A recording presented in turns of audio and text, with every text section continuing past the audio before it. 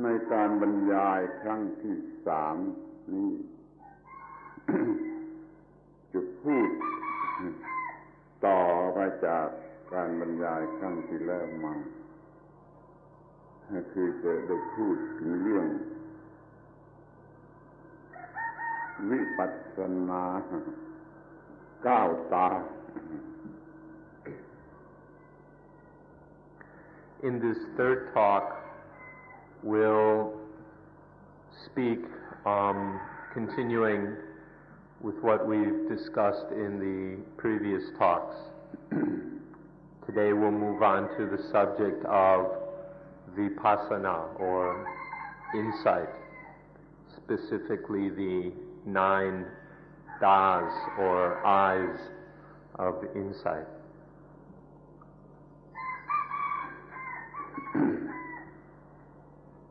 คำว่าตามันมีความหมายในความว่าตานี่เป็นภาษาบาลีแต่เผอิญมันมาตรงกับเสียงในภาษาไทยว่าตาแต่ในภาษาไทยนี่ก็คือ eye คือลูกตาแต่ว่าในภาษาบาลีนั่นคำว่าตานี่แปลว่า state of being หรือ being of state นั่นคือคำว่าตาในภาษาบาลี Now this word da or this syllable da is Pali from the Pali language, but coincidentally it also has a meaning in Thai. Da is the Thai word for the physical eye, the eye. However, in Pali, it has another meaning. It means a state of being, or some being of state. ดังนั้นเมื่อเราพูดว่าตานี่เราต้องทำความเข้าใจกันเสียว่าใช้ความหมายอย่างในภาษาไทยหรืออย่างในภาษาบาลี And then so when we use this word da, we must be clear whether we're using it in the Thai meaning or in the Pali meaning of this word or sound. เมื่อท่านจะใช้พูดด้วยคำนี้ในที่ทั่วไปก็ต้องใช้ความหมายในภาษาบาลีแต่เมื่อพูดในภาษาไทยมันจะใช้ความหมายว่าลูกตาให้ระวังใจถูกต้อง In general, when you use this word da, use it in the Pali meaning. However, if you use it in the Thai context or while speaking Thai, then be careful because its meaning becomes the eye, the physical eye. We have 2 of them in our faces. คำว่าตา นอกจากจะแปลว่าลูกตาแล้วมันหมายถึงการเห็นก็ได้มีตาก็คือมีการเห็นก็เห็นด้วยตาที่เราเรียกว่าตา In addition to the meaning of the physical eyes, da also means to see or seeing. The connection is, of course, that we see with the eyes. So the word eye or da also has the sense of to see or seeing. แต่ถ้าจะใช้ตามภาษาบาลีคำว่าตามันเป็น state of being มันไม่สมบูรณ์อยู่ในคำนั้นมันต้องว่าของอะไรที่ being ของอะไรก็จะต้องมีคำอื่นเข้ามาประกอบในที่นี้ก็หมายถึงของธรรมชาติทั้งหมดหรือทั่วไปมันจะมี state of being ของมันโดยเฉพาะเป็นเรื่องไป Now, when we use da in the Pali meaning of the term, it means a state of being. But we can't just say state of being. We have to refer to, we have to know what state of being, or the state of being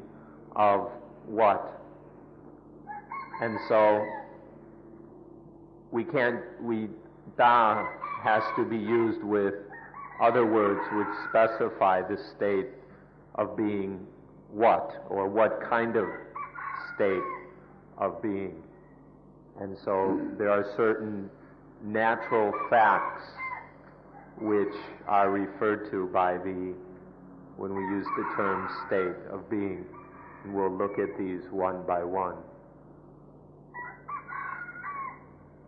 เมื่อกล่าวให้เฉพาะเจาะจงลงไปมันก็หมายถึง state being ของความจริงของ the truth ของธรรมชาติเราจะต้องเรียนรู้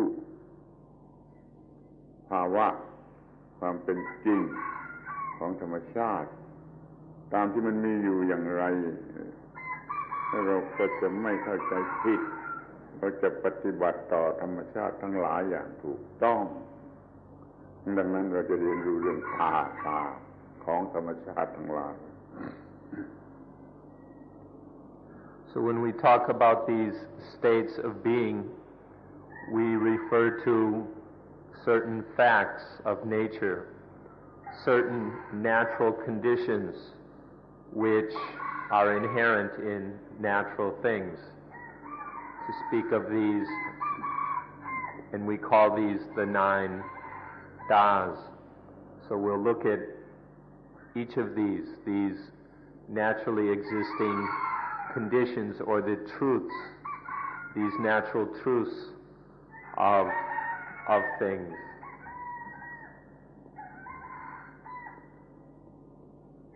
ถ้าเราจะมีคำใช้อย่างสะดวกทำความเข้าใจกันได้ง่ายๆโดยสะดวกเราก็จะใช้คำว่าวิปัสสนาก้าวตาวิปัสสนาแห่งก้าวตาก็คือเห็นแจ้งวิปัสสนาแปลว่าเห็นแจ้งก้าวตาวิปัสสนาก้าวตาวิปัสสนาแห่งตาก้าวตาเข้าใจคำนี้ดีๆแล้วไปใช้ได้สะดวกเลย Now, for convenience in speaking, we call these the 9 eyes of Vipassana, or the 9 das of Vipassana. Vipassana, means to see clearly,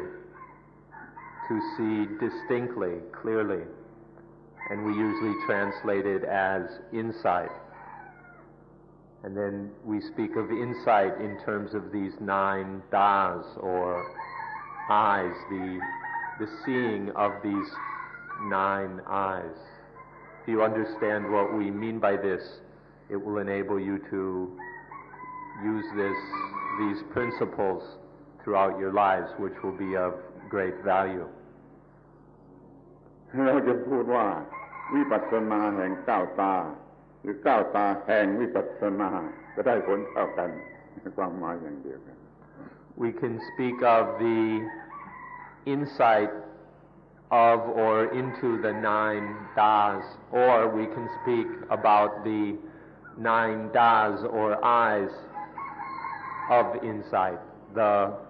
We can switch the wording either way. The meaning nonetheless is the same. ในการบรรยายครั้งที่1เราพูดถึงสิ่งทั้งปวงลุกโผล่เป็นไฟอยู่นิดในครั้งที่2เราพูดว่าปฏิจจสมุปบาทนั่นคือกระแสแห่งการลุกโผล่ขึ้นมาหรือการดับลงไปพอมาครั้งนี้เราก็จะพูดถึงที่จะดับสิ่งที่จะดับไฟสิ่งที่จะดับไฟ In our first talk, we looked at how everything is blazing, how everything is on fire. In the second talk, we looked at how dependent origination is both the arising and the quenching of those fires, of those flames. In today's talk, we're going to look at the things which will quench the fires, which will put out the flames. วิปัสสนาก้าวตานี่มันก็เหมือนกับสิ่งป้องกันไฟอย่างเด็ดขาด Fireproof ที่เด็ดขาดที่ไฟลุกไม่ได้หรือถ้าจะเปรียบกับโรคมันก็ vaccinated ชนิดที่โรคเกิดไม่ได้คือไฟจะเกิดอีกไม่ได้นี่ประโยชน์ของวิปัสสนาก้าวตาเป็นเครื่องดับไฟอย่างสนิทหรือว่าเป็นเครื่องกันไม่ให้โรคเกิดขึ้นมาไม่ให้ไฟเกิดขึ้นมา Now these 7 eyes of insight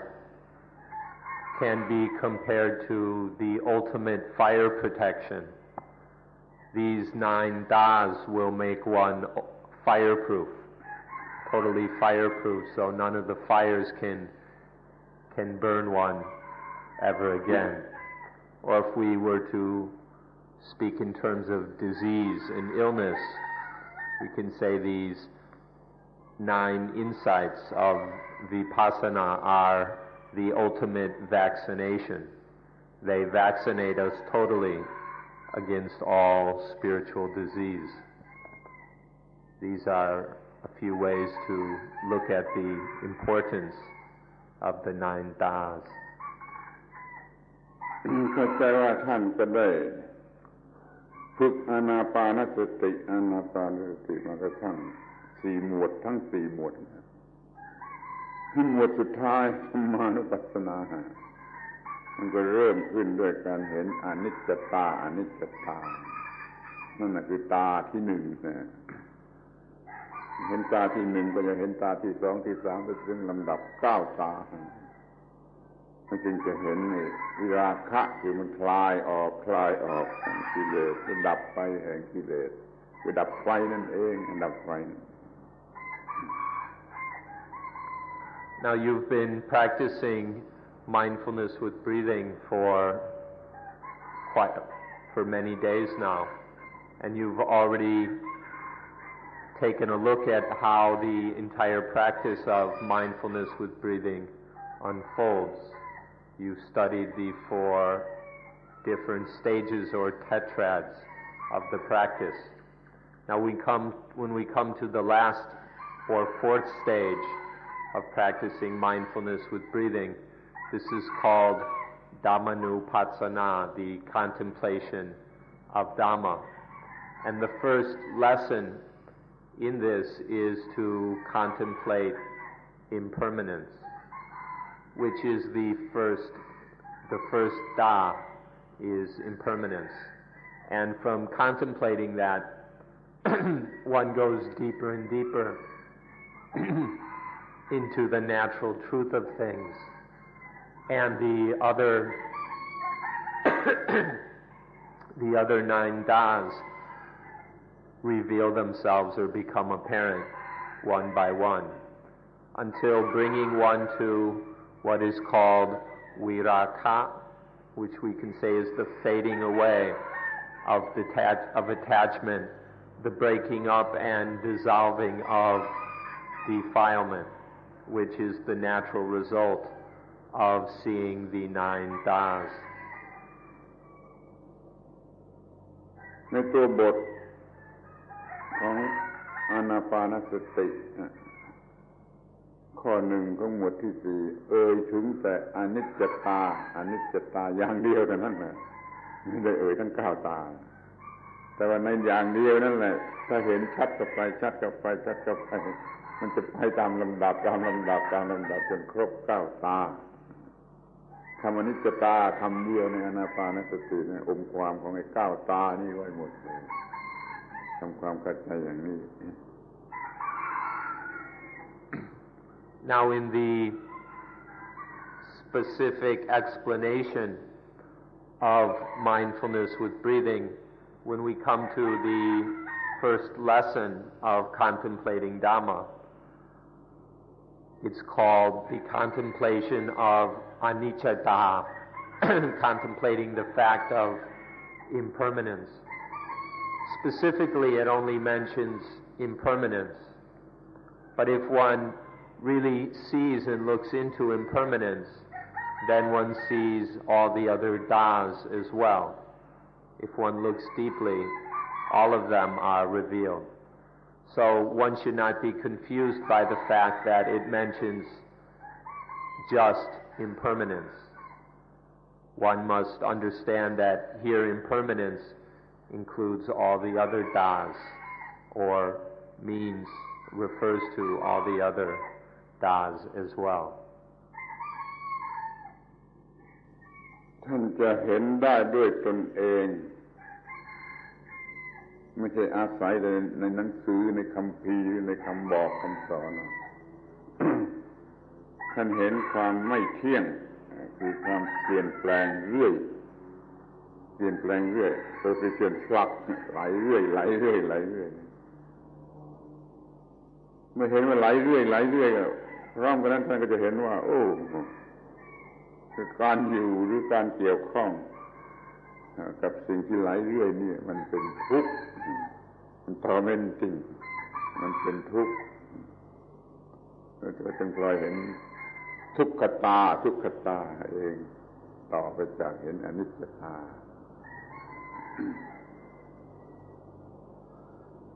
Now when you see impermanence, and we mean really seeing for oneself, not depending on reading books or having somebody else tell us, but when we directly, clearly experience the state of impermanence, the fact of impermanence, which is called Anichata, then we realize spontaneously that all these things that are changing, to be associated with them or connected with them, to be involved in things which are in a state of flux, when their state of being is one of flux, of impermanence, we see that this is tormenting, that it is painful to be involved with impermanent, constantly changing things. And this is to realize dukkata, which is the state of being painful, state of being tormenting. เห็นว่าไหลเรื่อยไหลเรื่อยไหลเรื่อยเป็นอนิจจตาแล้วก็เป็นทุกขตาที่กัดเจ้าของนี่มันไหลเรื่อยแล้วกัดเจ้าของอย่างนี้จะเอาเป็นตัวตนได้อย่างไรจะเอาเป็นของตนได้อย่างไรนี่มันเป็นเหตุให้เห็นอนัตตาไม่ใช่ตนไม่ใช่ของตนไม่อาจจะเป็นตนไม่อาจจะเป็นของตนนี่ก็เห็นอนัตตาความที่ไม่ใช่ตน not self. When one sees or experiences the fact of impermanence, that things are constantly flowing, which they're just a ceaseless stream, and that this is inherently painful, hard to bear, then how can any of that be self? How can any of that be grasped at or clung to as being me or being mine? When one sees these facts of this state of being impermanent and of being painful, then one realizes that there's no way that any of that or any of this can be self or can belong to self.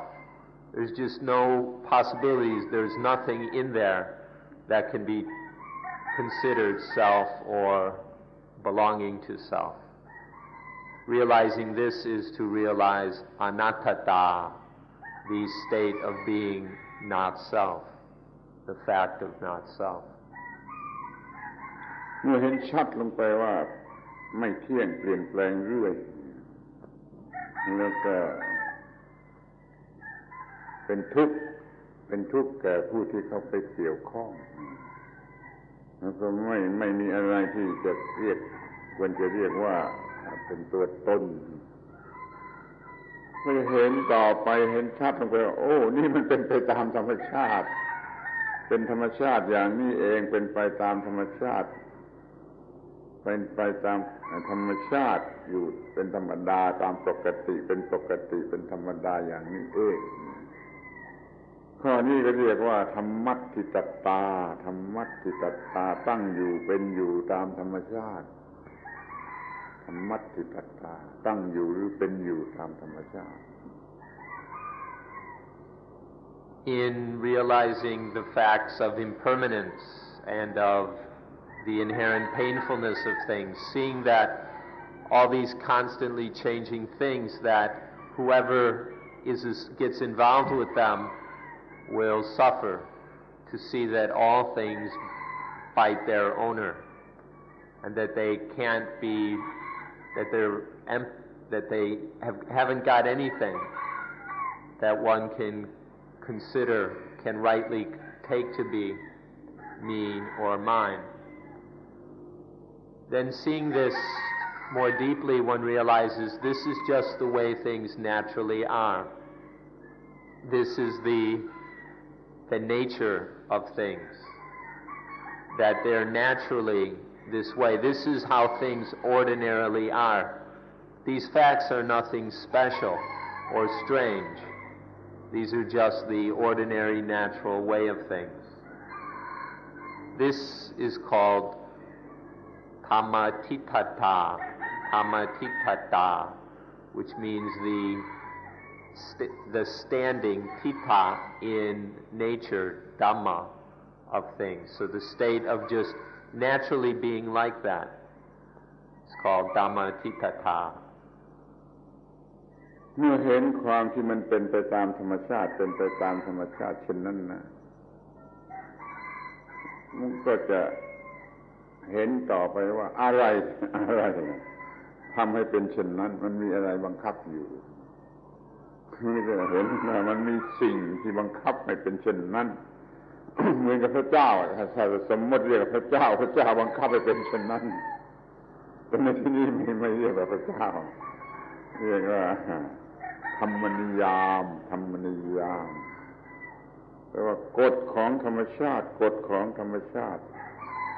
มันเป็นไปตามกฎของธรรมชาติเรียกว่าธรรมนิยามตาความที่มันต้องเป็นไปตามกฎของธรรมชาติธรรมนิยามตา In seeing that this is how things naturally are, then one sees what makes them that way. What makes all these things to be impermanent, inherently miserable and not self. One sees that there is something which we could imagine to be God if we chose. We could call it God if we were inclined. But here we see it more as being the law of nature, the Dhamma Niyama, the law of nature or the natural order is just that things are this way. What makes things impermanent, unsatisfying, and not self is just the law of nature. The law of nature is that things are this way. Notice, realizing this fact is called Dhamma Niyamata, the state of being under the law of nature. This is the natural orderliness of things. พวกที่ถือพระเจ้าเชื่อพระเจ้าเขาก็จะรู้สึกว่าพระเจ้าบังคับให้เป็นไปถ้าคนป่ามากๆก็ว่าผีมีผีบังคับให้เป็นไปมันมีสิ่งที่บังคับให้เป็นไปอย่างนั้น ที่จะเป็นพุทธบริษัทเนี่ยธรรมนิยามคือกฎของธรรมชาติบังคับให้เป็นไปท่านเห็นชัดเจนแจ่มแจ้งอย่างนี้ก็เรียกว่าเห็นธรรมนิยามตาThose who believe in a God, especially a creator God, will then think or believe that it's God that makes things this way. God created things in such a way. People who are more primitive, maybe such as animists, will attribute this to spirits, that it's the spirits or the world, the powers or whatever, that makes things this way. But the Buddhist attributes this to the Dhamma Niyam or the Dhamma Niyama, the law of nature, the natural order. What makes things this way is simply the law of nature. เห็นว่าต้องเป็นไปตามกฎของธรรมชาติอยู่เนืองนิดบังคับให้เป็นอย่างอื่นไม่ได้ก็เลยจะเห็นในความจริงต่อไปว่ามันว่างจากสิ่งที่จะเป็นตัวตนว่างจากความหมายที่จะเรียกว่าตัวตนหรือของตนนี่ว่างจากความหมายที่จะเป็นตัวตนว่างจากความหมายที่จะเป็นของตนนี่เห็นความว่างอย่างนี้ก็เรียกว่าเห็นสุญญตา void of self สุญญตามาจุดสำคัญตรงนี้กำหนดไว้ดีๆ When seeing that everything is under the law of nature, that the law of nature dominates everything, and that they can't be any other way.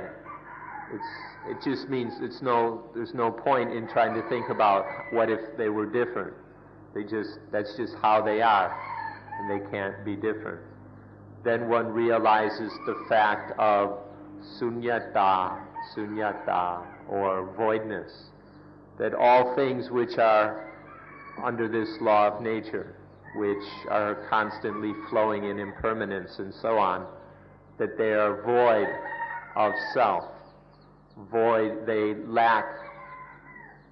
any essence or substance that can be taken to be a self. So they are void of self, void of me and mine.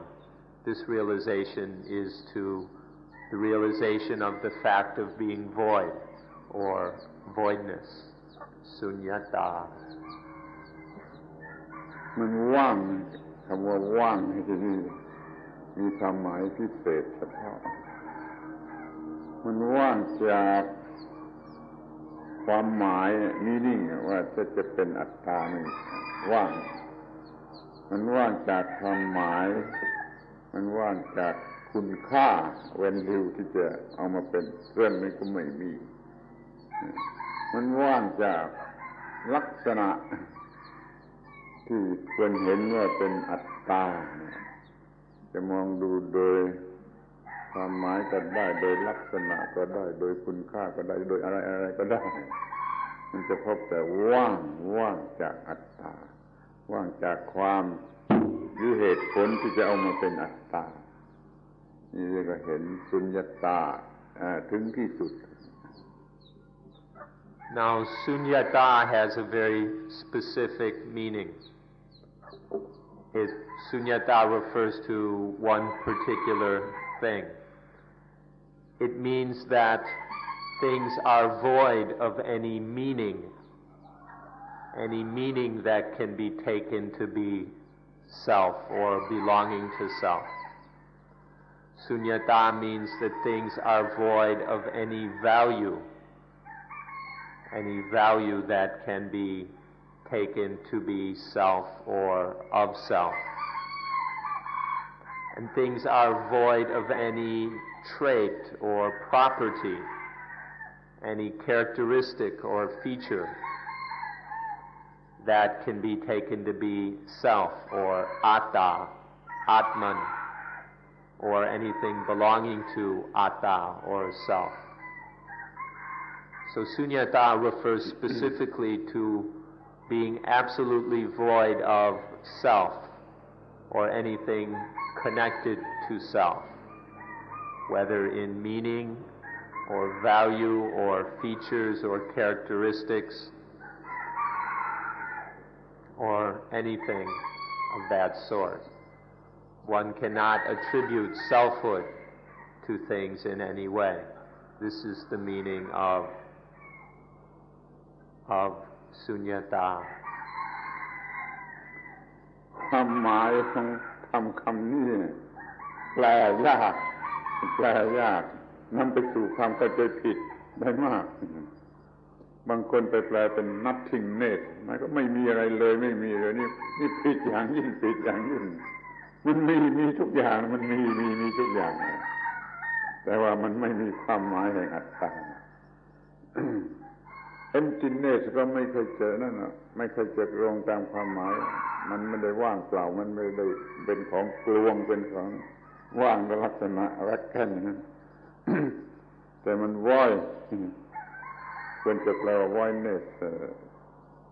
ดีกว่าว่างจากอัตตาว่างจากอัตตนิยานั่นคือว่างที่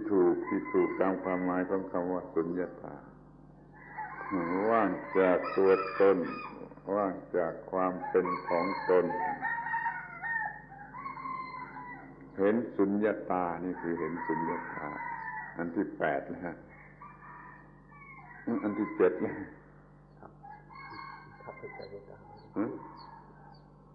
ข้ามอัตตา Now this word sunyata is rather difficult to translate, and translations of it can lead to misunderstanding. In fact, all the translations of it are frequently misunderstood. Sometimes the translations themselves are rather confused. For example, there are some people who've translated sunyata as nothingness to mean that there's absolutely nothing, which is ridiculous. Sunyata does not mean nothingness or some kind of ultimate vacancy or a vacuum. Sunyata simply, everything is, all these things are, they exist, but their form of existence is one that is void of self, void of any meaning of self or belonging to self. Commonly, sunyata is translated as emptiness. But sunyata does not mean being empty like a glass or a bottle is empty. To speak of emptiness usually gives people some material idea of sunyata. So we feel the best translation is voidness. Not that nothing exists, or not that things are empty in a material way, but that things are void of self, void of any meaning or quality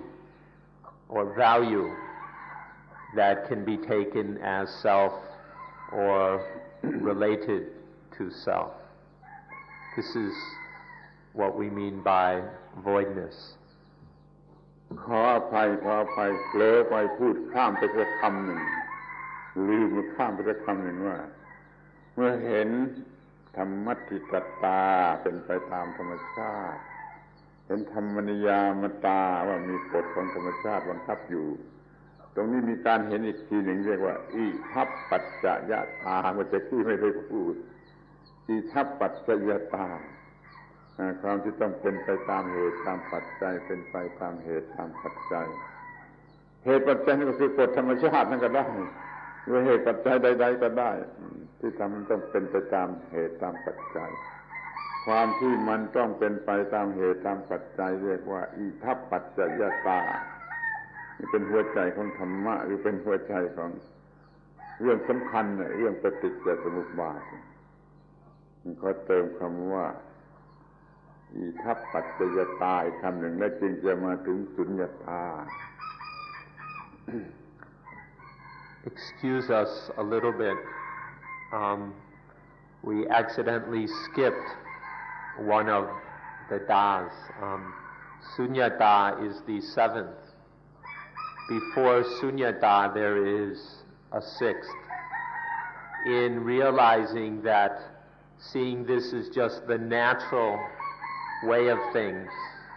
and seeing that everything is under the law of nature, that everything is the way it is due to the law of nature, then one comes to the sixth da, which is to see that everything flows or proceeds according to causes and conditions. The existence of things, the change of things, the falling away of things, the arising, the passing away, the existence or non-existence of things is due to causes and conditions. All things are dependent on other factors, on other conditions. This interrelatedness is called itapajayata, which means the fact of going according to causes and conditions. So we can translate it as conditionality. This is the heart of Dhamma. This is the law of nature. And it's the heart of the very important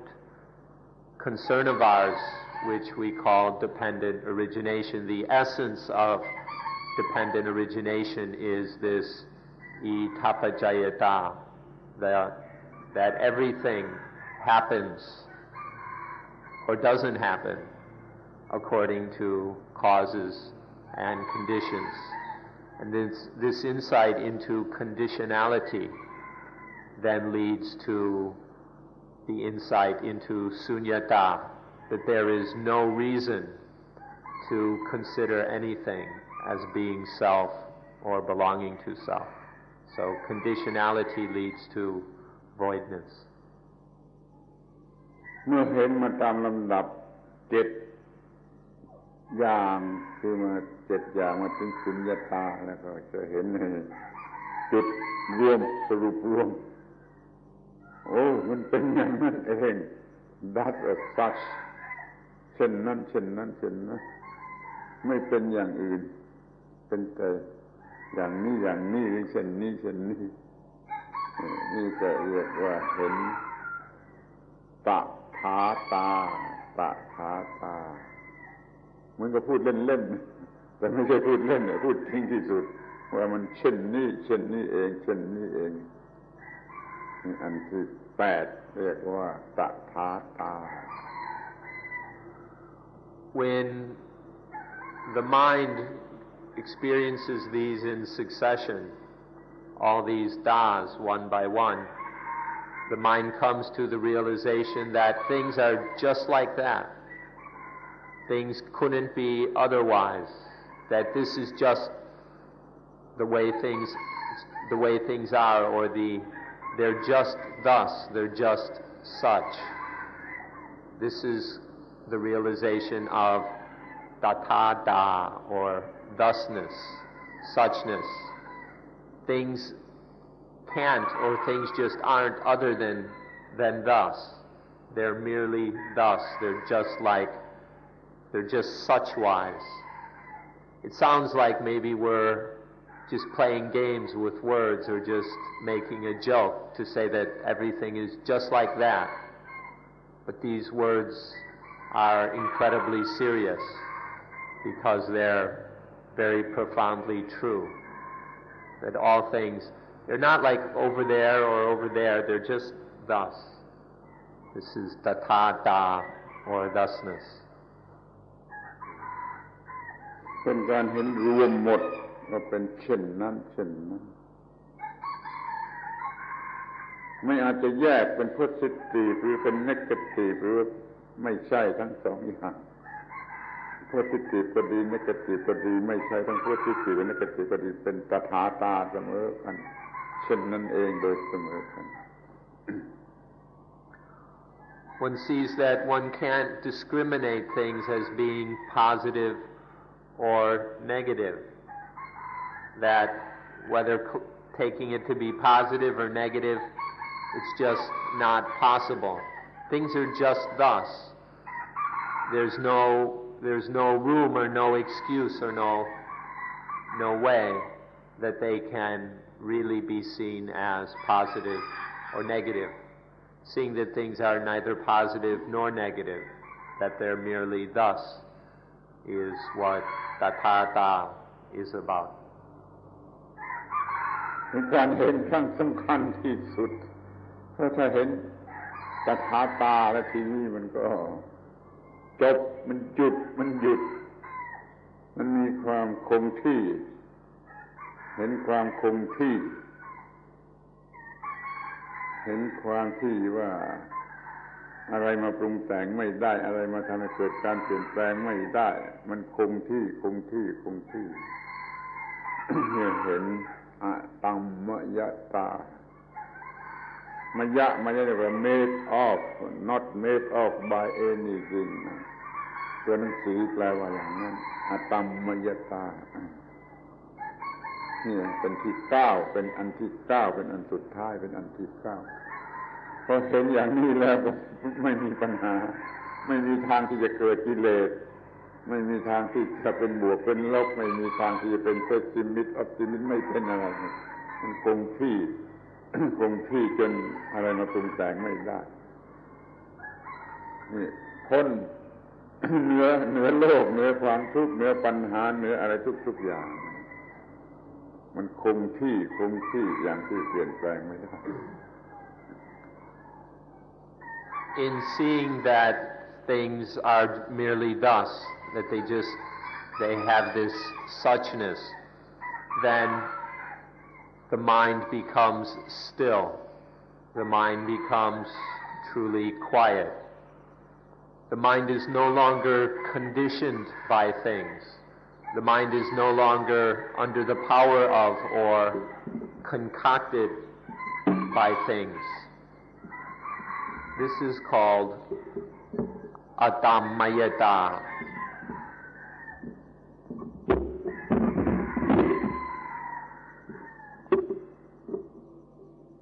Maya means made of or made from. A means not, so atammayata means to be not made from anything, not made up or made of or made from anything. When the mind has realized all these facts of things to the point of seeing thusness, then it becomes still. And in this stillness, in this being unaffected or uninvolved with things, the mind realizes atammayata, the state of not being made up of or made up by anything. ที่เรามาเช็คกันอีกทีที่ว่าจะจำไว้ถูกต้องหรือไม่อนิจจตา1 2ทุกขตา3อนัตตา4ธรรมัฏฐิกตา5ธรรมนิยามตา6ทีทัพปัจจยตา7สุญญตา8ตถาคา9อตัมมยตาคำเหล่านี้มีความหมายพิเศษมีประโยชน์ที่สุดถ้าเห็นแล้วจะหมดปัญหา9ตาคืออย่างนี้9ตาช่วยจำให้ดีๆขอร้องให้จำภาษาบาลีนี้ไว้ดีกว่า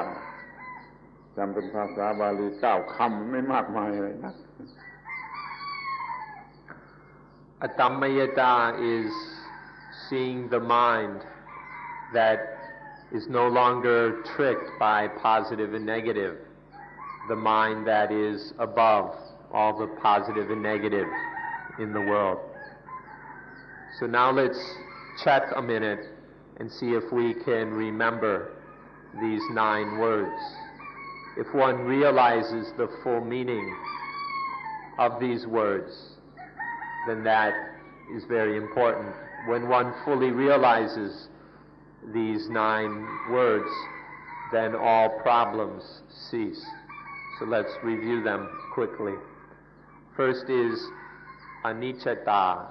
the fact of impermanence. Then Tukkhata, or the fact of being painful, miserable. Anattata, the state of being not self. Dhammatitthata, the naturalness of all this. Dhammatitthata, that things are under the law of nature. Itappajayata, the conditionality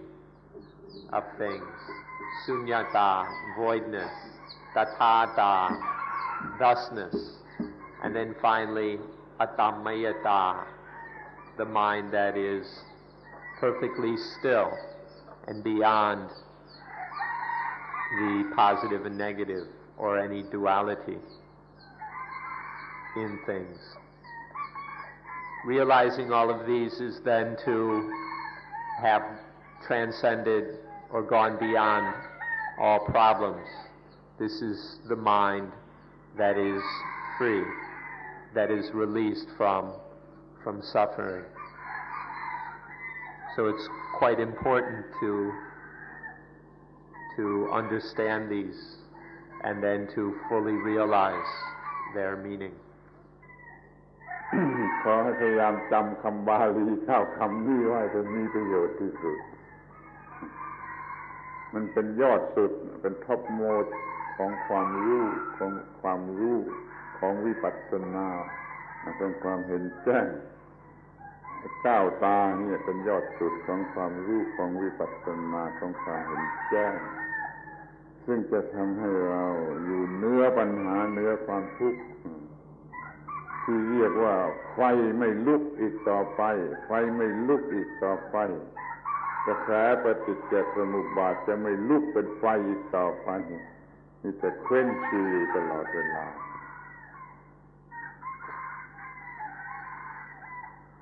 So please try to remember these 9 Pali words. Please remember them so that you will become more and more familiar with them and then their meaning. These 9 are the pinnacle or summit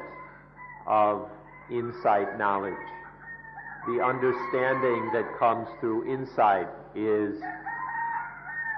gathered in these 9 words or these 9 states of being. This is the highest knowledge there is. When one has these 9 peaks of understanding or wisdom, then nothing can blaze into fire. There's no way that things can catch on fire like they have in the past. These 9 are the ways to prevent the burning and blazing of things. These 9 are what keeps things cool. มันเป็นยอดสุดยอดของเสรีภาพอิสรภาพเสรีภาพแต่มันเป็นเรื่องทางฝ่ายจิตฝ่ายวิญญาณชั้นสูงในฝ่ายจิตฝ่ายวิญญาณไอ้คำแปลของอตัมมยตานี่ยากหน่อยไปคิดให้เห็นแจ้งแล้วมันจะแปลได้เองว่าควรจะแปลว่าอะไรมันเป็นภาวะที่อะไรปรุงแต่งไม่ได้คือโดยใจความมันnon-concoctability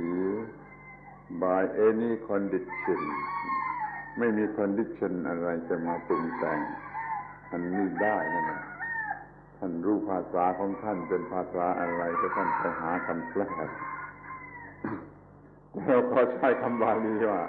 อธรรมยตาอธรรมยตาเป็นภาษากลางภาษาบาลีจะนำไปสู่เสรีภาพอิสรภาพสูงสุดไม่มีอะไรมาทำได้ไม่มีอะไรมาลากออกไปได้ไม่มีอะไรมาปรุงแต่งให้เป็นอย่างนั้นอย่างนี้อย่างนู้นได้คงที่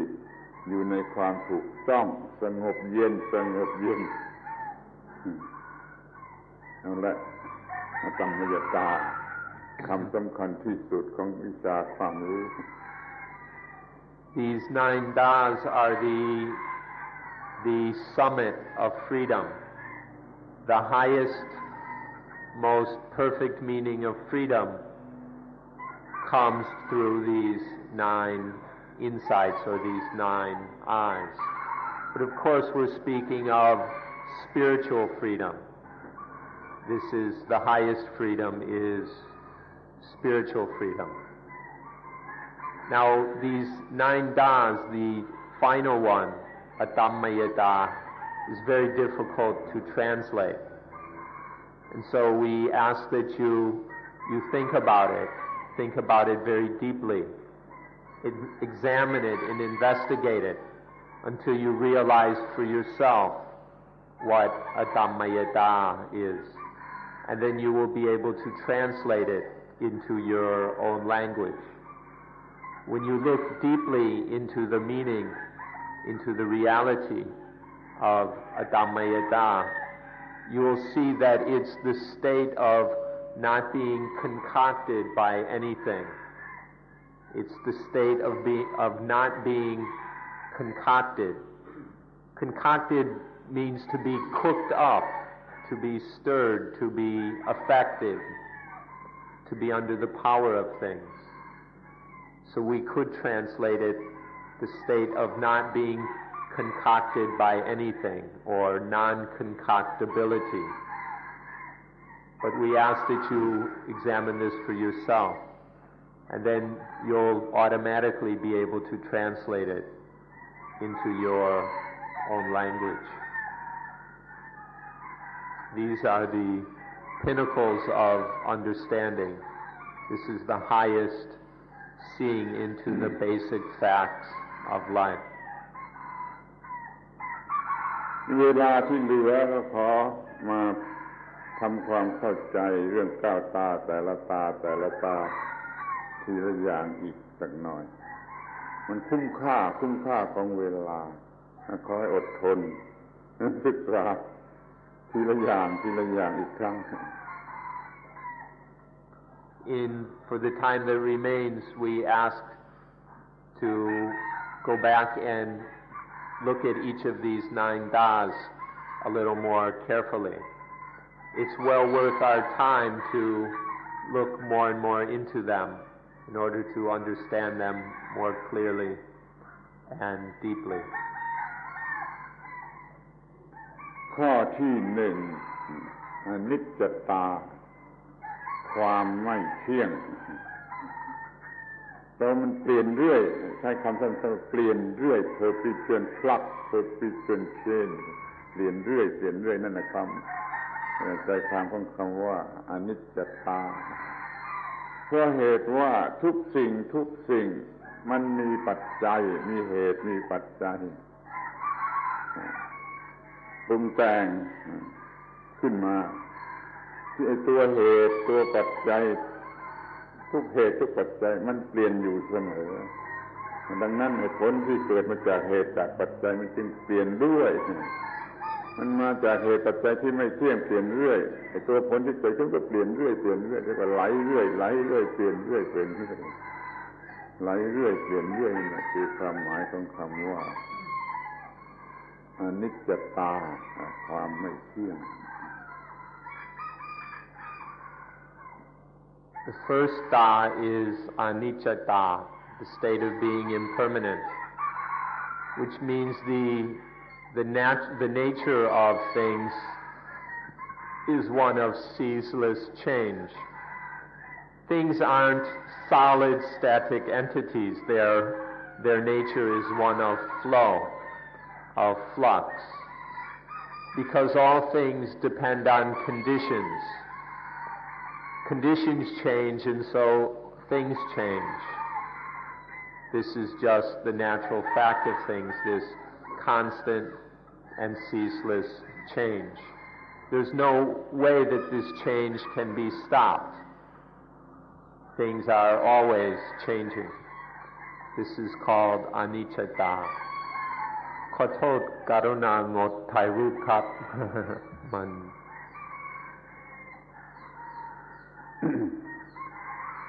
สำหรับความรู้เรื่องอนิจจตาเนี่ยมันเป็นขั้นแรกมันเป็นขั้นต้นมีคนรู้เรื่องอนิจจตานอกจากพระพุทธเจ้าก็มีพระพุทธเจ้าท่านก็ตรัสเองว่ามีผู้สอนเรื่องอนิจจตาสอนอยู่เหมือนกับที่เราสอนเหมือนกับที่ฉันสอนมีในอินเดียในสมัยนั้นพระพุทธเจ้าก็ยืนยันว่ามีผู้รู้ได้สอนเรื่องอนิจจตาแต่มันไม่อาจจะสอนเลยไปถึงทุกขตาอนัตตาเป็นเพียงธรรมยตาเนื้อหน้าประหลาดที่ท่านตรัสว่ามีอารักขศาสดาคือครูผู้สอนในเมืองไกลอารักขะแปลเมืองไกลนี่อาจารย์ผู้สอนในเมืองไกลก็สอนเรื่องอนิจจตาเหมือนที่ฉันสอนในเมืองไกลข้อนี้จะได้แก่ใครอาตมาก็เดาเอาว่ามันพ้องสมัยกันกับฮิรักคิตัสศาสดาของพวกกรีกที่สอนเรื่องเพนทาเรออกเสียงยังไงก็ไม่ทราบว่าตัวหนังสือภาษาอังกฤษเราอ่านเพนทาเรเพนทาทุกอย่างเรไหลเพนทาเรทุกอย่างไหลฮิรักคิตัสก็สอนเรื่องลัทธิเพนทาเรจนคนอื่นหาว่าบ้าศาสดาในเมืองไกลก็สอนเรื่องอนิจจตาศาสดาในอินเดียพร้อมสมัยกับพระพุทธเจ้าก็สอนเรื่องอนิจจตานี่จึงเป็นความรู้ที่ว่าไม่ลึกซึ้งถึงสุดอะไรนักก็มีคนรู้แต่มันหยุดอยู่เพียงแค่อนิจจตามันไม่เรื่องขึ้นไปจนถึงอนัตตตาเดี๋ยวนี้เราก็ควรจะรู้กันนะมันทุกอย่างหลายทุกอย่างเปลี่ยนถ้าเรียนวิทยาศาสตร์ด้วยแล้วก็ยิ่งรู้ได้ง่ายเห็นได้ง่ายเอาเป็นจุดตั้งต้นของการศึกษาวิชาความรู้ทางจิตทางวิญญาณเริ่มต้นด้วยอนิจจตา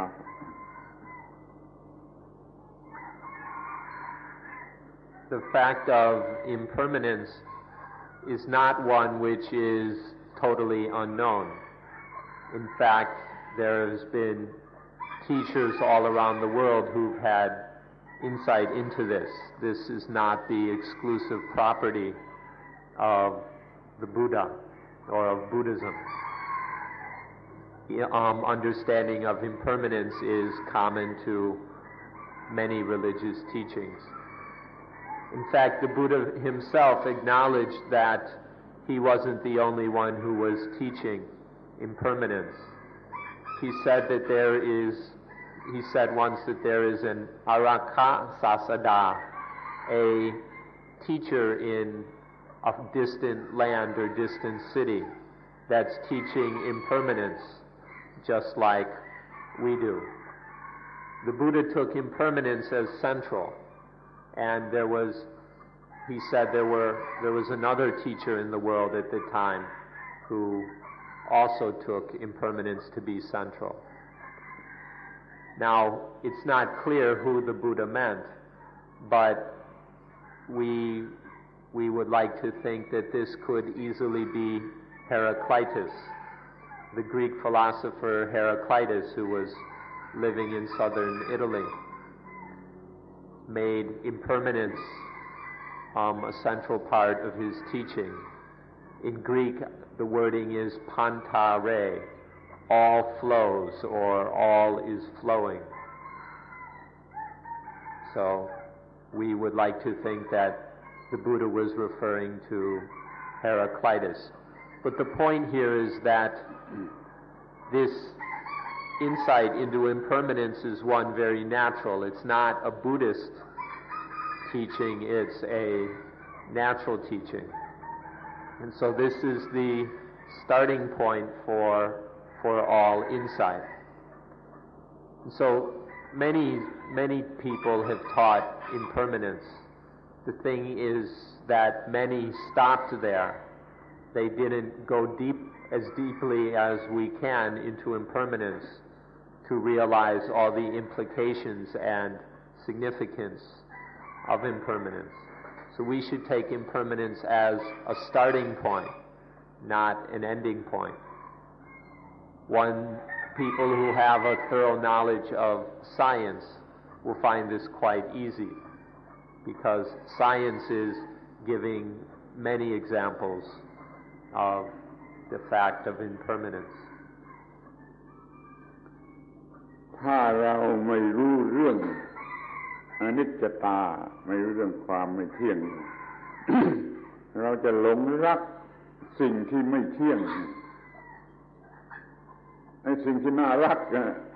มากก็มันมีความไม่เที่ยงมาก attractiveness มีมากสำหรับสิ่งที่ไม่เที่ยงยิ่งไม่เที่ยงยิ่งดูน่ารักถ้าเราไม่รู้เรื่องความไม่เที่ยงเราจะหลงรักสิ่งที่ไม่เที่ยงเราไปหลงรักสิ่งที่ไม่เที่ยงมันเปลี่ยนแปลงมันก็ทำให้เกิดความทุกข์นี่มันกัดเอาเลยไปหลงรักสิ่งที่ไม่เที่ยงสิ่งที่ไม่เที่ยงก็กัดเอาเป็นความทุกข์มันคอยศึกษาโดยดีๆอย่าไปหลงรักสิ่งที่ไม่เที่ยงแม้ว่าเราจะต้องเกี่ยวข้องกับสิ่งที่ไม่เที่ยงก็เกี่ยวข้องได้แต่เราอย่าไปหลงรักเราจัดการให้มันตรงกับเรื่องของความไม่เที่ยงแล้วก็มีได้เรามีสิ่งที่ไม่เที่ยงเราใช้สอยสิ่งที่ไม่เที่ยงเราเกี่ยวข้องกับสิ่งที่ไม่เที่ยงได้โดยที่ไม่ต้องเป็นทุกข์นี่ประโยชน์ของการเห็นความไม่เที่ยง Now, although things are constantly changing and flowing, they sometimes appear very attractive. And sometimes the things which are changing the most appear to be most attractive. Now, when things are very attractive, we have a tendency to fall in love with them. But when we fall in love with something that is impermanent, as soon as it changes, we suffer. When we're in love with something changing, that change brings us suffering. So be very careful about falling in love with impermanent things. Don't fall in love with impermanent things. It will just bring you more pain and misery. However, we can't live without impermanent things. So although one has to be in contact with, one has to deal with impermanent things, do so in a way that is fully aware of impermanence, rather than falling in love, which is a kind of blindness to impermanence, to be infatuated with something's attraction. Just deal with it, use it, live with it, whatever is necessary, and then one can receive benefits from things without being burnt by them. But as soon as we fall in love, then these things become a source of suffering. เราจะมองให้เห็นคือมองให้เห็นอนิจจตาโดยวิปัสสนาให้เห็นความไม่เที่ยงพูดกันมาตั้งจากวงนอก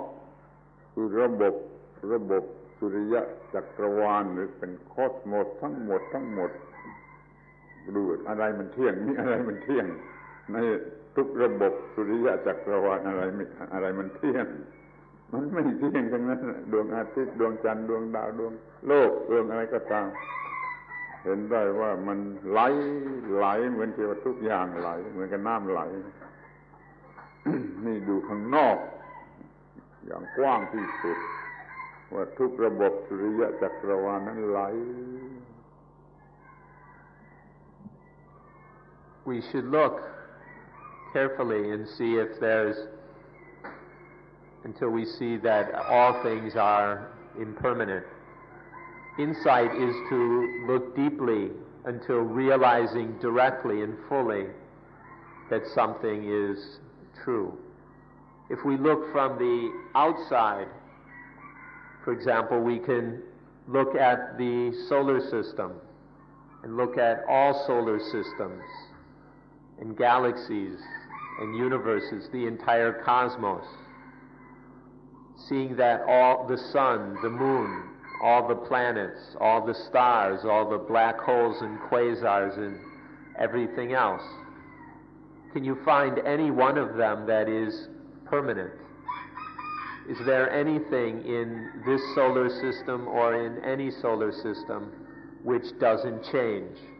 which is perfectly still and permanent? One won't find such a thing.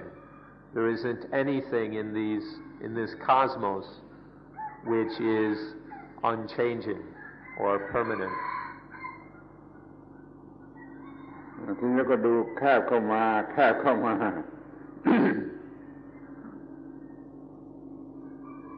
ที่ตัวคนตัวเราคนหนึ่งทั้งคนนะทั้งตัวนี่อะไรมันเที่ยงมันมีแต่ไหล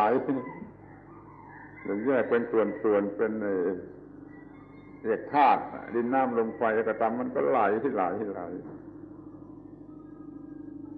ทุกๆเซลล์ทุกๆกลุ่มแห่งเซลล์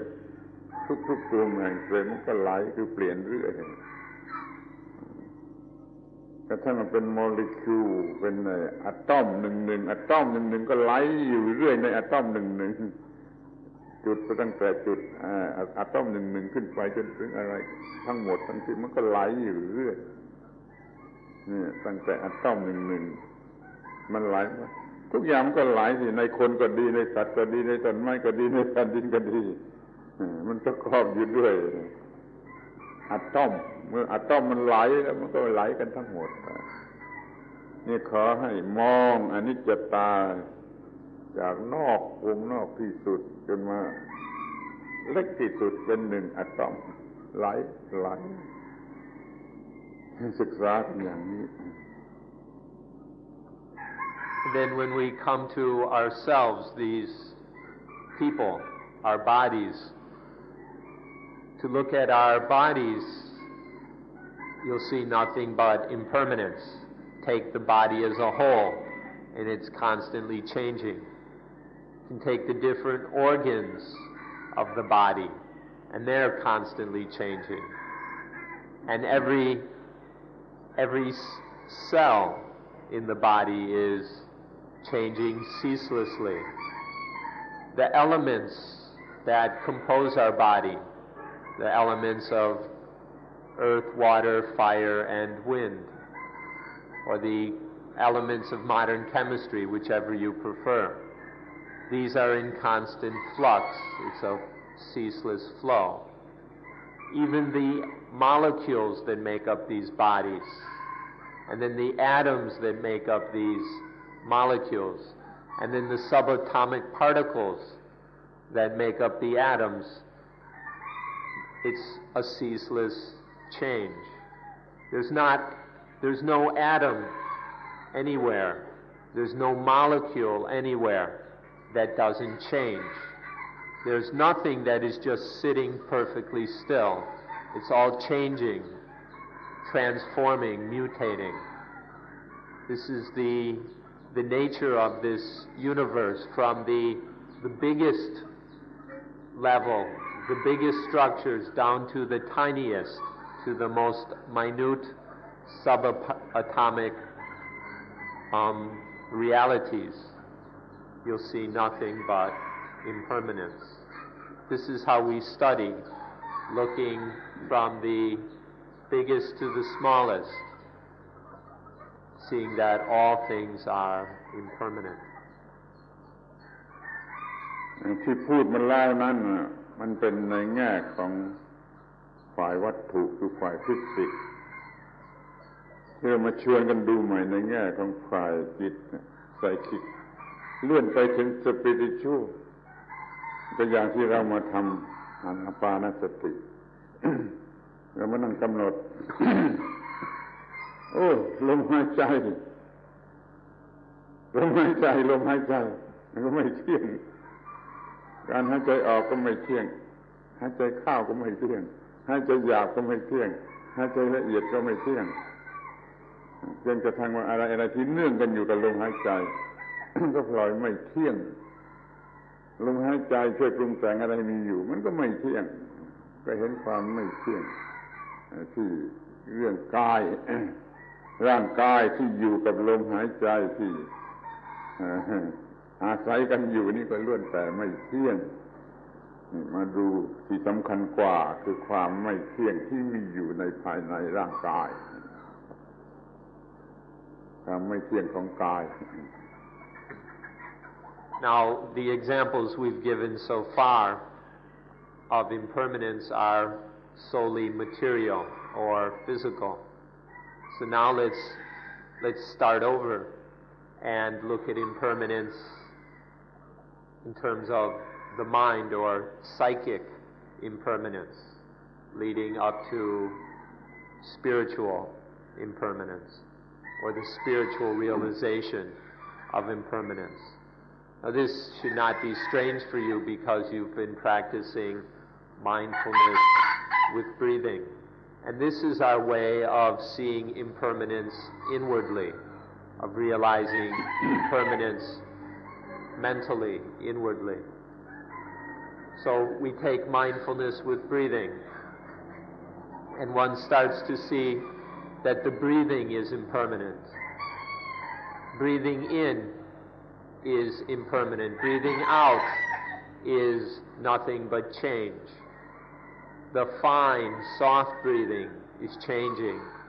The coarse, crude breathing is changing. Long breathing is impermanent. Short breathing is impermanent.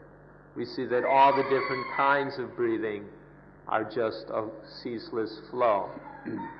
And then all the things connected to the breathing are changing, are impermanent. We see that the way the breathing conditions and influences the body, that this is impermanent. There's nothing that remains the same. Things are ceaselessly in flux. And so we look inwardly.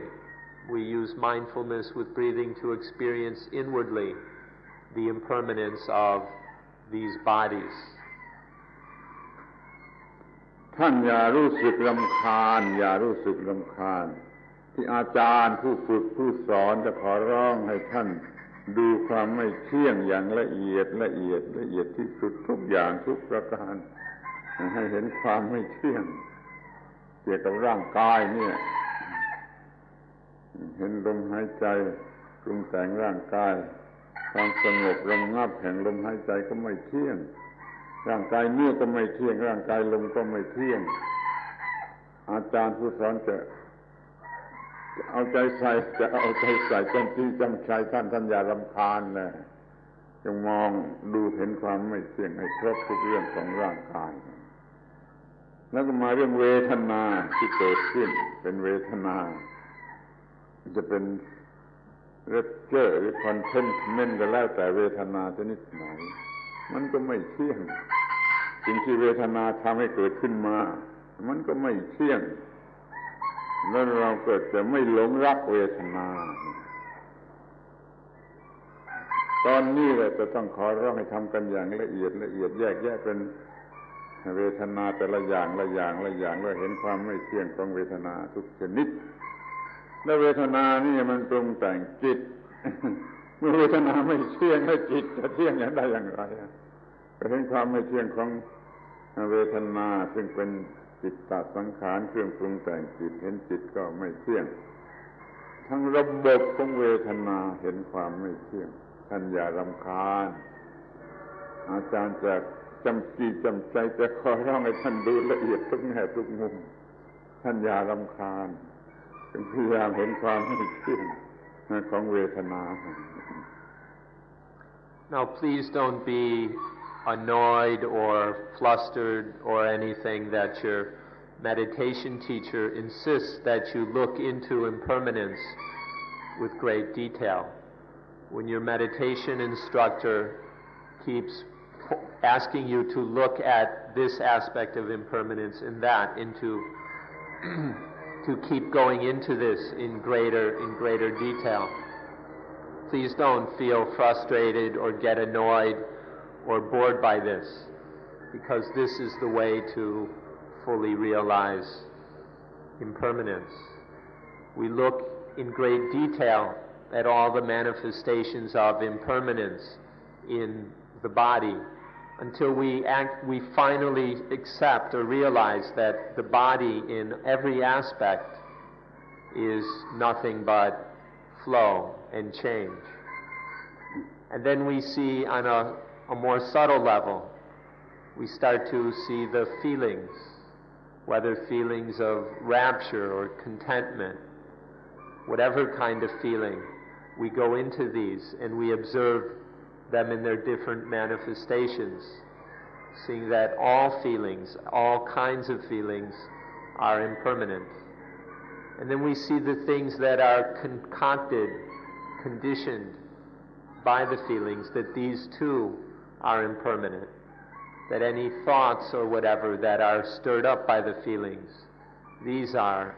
impermanent. So we then look in great detail at the feelings and how they are also impermanent, are ceaselessly changing,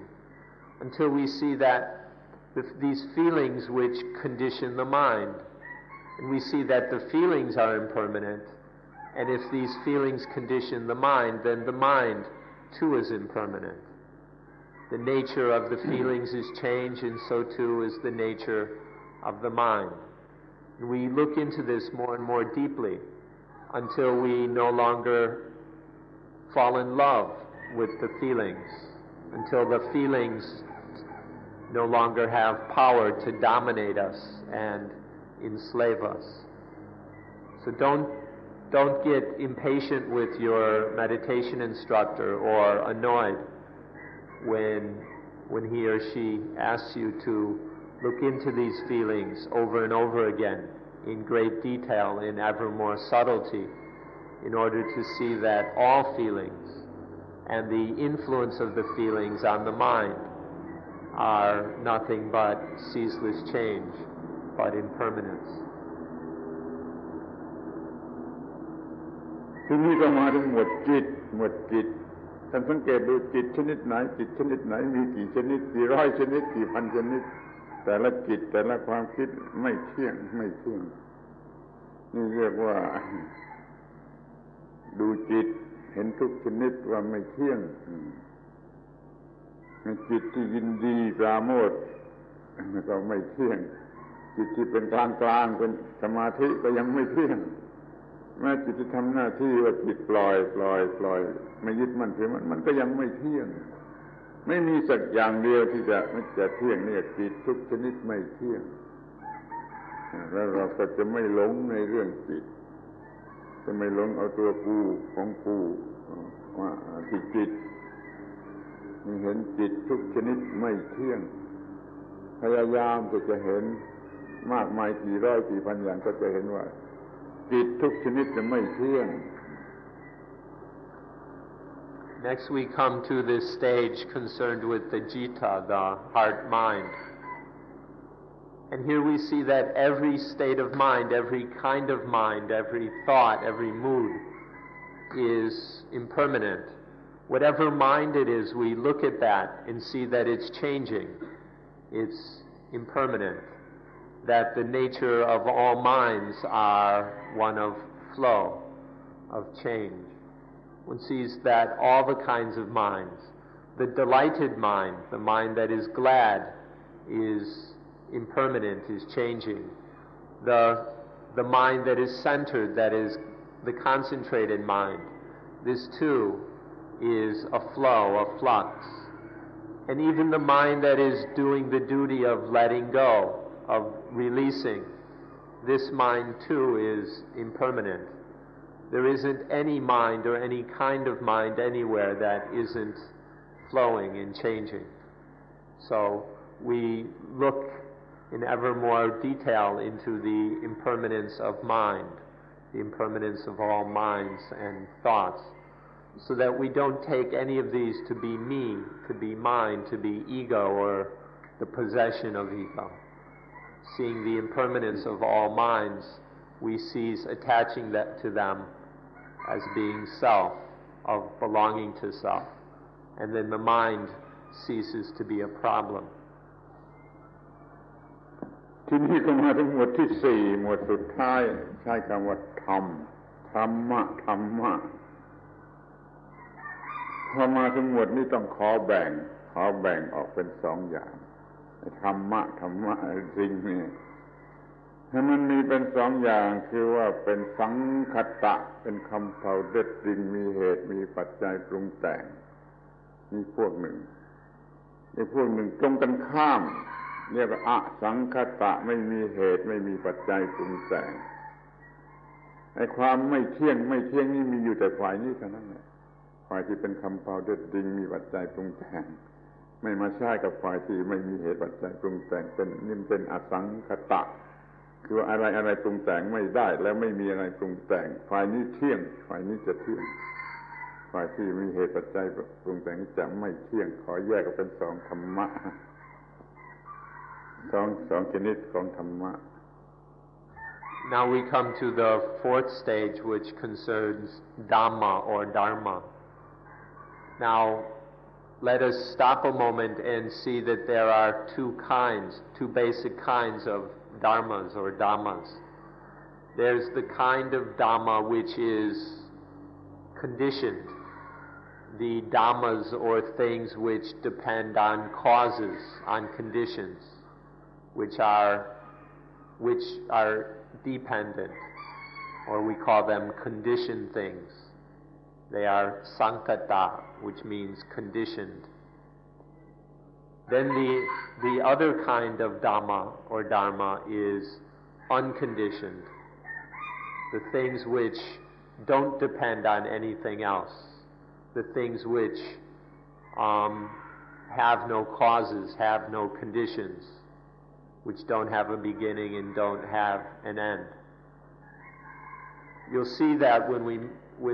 make this, when we see the difference between conditioned things and unconditioned, you'll see that necessarily conditioned things are impermanent. But you'll see that unconditioned things can't be impermanent. So when we say that we speak of impermanence, of this constant flow, we're speaking about conditioned things which are sankata. But that which is asankata, unconditioned, the absolute reality, we don't speak of it as being impermanent. มีคำที่ควรจะสนใจอยู่คำหนึ่งเรียกว่าสภาวะธรรมธรรมคือธรรมชาติธรรมทั่วไปนี่สภาวะนี่แปลว่าเป็นเองเป็นได้เองเป็นโดยตัวเองเป็นเพื่อตัวเองเป็นอยู่เองเรียกว่าสภาวะธรรมสภาวะธรรมฝ่ายที่ไม่เที่ยงก็ไม่เที่ยงโดยตนเองโดยมันเองสภาวะธรรมฝ่ายที่เที่ยงเพราะอะไรปรุงแต่งไม่ได้มันก็เที่ยง Thing in itself เนี่ยคำว่าสภาวะธรรมจะแปลว่าเองภาวะแปลว่าเป็นเราจงดูให้เห็นว่าไอ้สิ่งหนึ่งมันก็เป็นเองนั่นแหละไม่เที่ยงก็เป็นเองไอ้ที่เที่ยงนี่ก็เป็นเองเหมือนกันรู้จักสภาวะธรรมว่ามีอยู่สองอย่างนี้ท่านก็จะเห็นครบหมดเลยที่ไม่เที่ยงเท่าไรไม่ที่คงเที่ยงมีอยู่เท่าไร There's another word that you ought to know. It's the word sabhava dhamma. Bhava means being. Sa means self or own. And dhamma means thing. So this means being in itself or self-being things. Now, when we speak of things in themselves, There are the things in themselves which are conditioned. There are the things in themselves which are unconditioned. This means things that are in themselves or of themselves, by themselves, for themselves. All of these sabhava dhammas have this quality of, they have this being within them. Have this, and those which are the nature of change, the conditioned sabhava dhammas, they have the nature of change. Their mode of being, this kind of in-being of theirs is one of ceaseless, constant change. Whereas the sabhava dhamma, which is unconditioned, its inner nature isn't changing, is one of unchanging reality. So this is also worth understanding, this inherent nature or being in itself, and then the two kinds, that which is changing and that which is unchanging. ถ้าว่าไอ้คำว่าสังคตะอสังคตะสองอย่างนี้มันเข้าใจยากสำหรับท่านแล้วก็ช่วยทำให้มันง่ายขึ้นมาได้บ้างนะโดยอาศัยภาษาวิทยาศาสตร์ก็มีคำคู่ phenomenon นั่นน่ะมีเหตุปัจจัยปรุงแต่งเป็นสังคตะแล้วก็มันมีคำว่านูมีนอนนั่นน่ะไม่มีเหตุปัจจัยปรุงแต่งมันพอจะเทียบได้กับอสังคตะแต่ท่านยังจะสังเกตเห็นได้ว่าที่มันเป็นฟีนอมินอนมันมีเป็นพหุพจน์ได้เป็นฟีนอมิน่าคือมีมากอย่างได้มีฟีนอมิน่าก็ได้แต่ฝ่ายนูมินอนนี่มีอันเดียวไม่เป็นพหุพจน์ได้มันเป็นอันเดียวมันจึงมีแต่นูมินอนเพราะมันไม่มีอะไรปรุงแต่งมันไม่มีทำไม่ออกเป็นหลายอย่างได้จะอาศัยศึกษาคำวิทยาศาสตร์ฟีนอมินอนกับนูมินอนแล้วก็พอจะเข้าใจคำว่าสังคตะและอสังคตะได้เป็นอย่างดี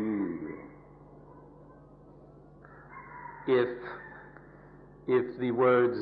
sankata, conditioned, and asankata, unconditioned, are somewhat difficult for you to understand, we can make it a little bit easier by looking at two terms from science. These are the terms phenomena or phenomenon and noumenon. Phenomena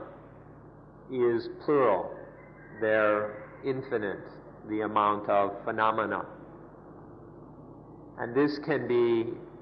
fits pretty much with the term sankata or conditioned.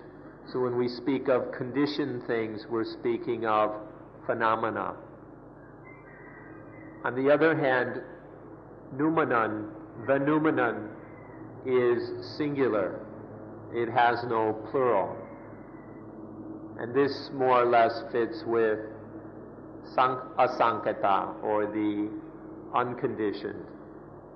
The phenomena are ever-changing, but the noumena is unchanging. It is not affected by change. So these two words from science may be able to help you. ทีนี้ก็ดูต่อไปสิมันไม่เที่ยงเปลี่ยนเรื่อยที่เราสัมพันธ์กันอยู่เกี่ยวข้องกันอยู่มันก็พวกสังคตะทั้งนั้นแหละพวกอสังคตะยังไม่ต้องพูดถึงยังไม่รู้อยู่ที่ไหนเดี๋ยวนี้เราเกี่ยวข้องกันอยู่กับสิ่งที่เป็นสังคตะการที่เราต้องอยู่กับสิ่งที่เปลี่ยนแปลงเรื่อยอยู่กับสิ่งที่เปลี่ยนแปลงเรื่อยมันลำบากแก่เรามันลำบากแก่เราที่เราจะเอามาเป็นของเราให้มันเที่ยงอยู่กับเรามันไม่ยอมมันก็กลับเอาเราก็ต้องเป็นทุกข์ถ้าเราไปเอาสิ่งที่ไม่เที่ยงมาเป็นของเรานี่คำว่าทุกข์นี่แปลว่าความเจ็บปวดที่เราต้องอยู่กับสิ่งที่ไม่เที่ยงที่มันเปลี่ยนเรื่อยท ที่มองดูอีกทางหนึ่งก็โอ้นี่น่าเกลียดน่าเกลียดอักลีเวรีอักลีน่าเกลียดน่าเกลียดคำว่าทุกข์นี่แปลว่าน่าเกลียดก็ได้หรือเพนฟูลก็ได้เพราะมันต้องอยู่กับสิ่งที่ไม่เที่ยงแล้วก็มีอาการเป็นทุกข์ก็น่าเกลียดความเป็นทุกข์เลยเป็นฟูลก็ได้เลยอักลีก็ได้ Now everything that we are, all the elements and things that make up what we are conditioned things, are sankata. And we don't even have a clue what the unconditioned is. So for now,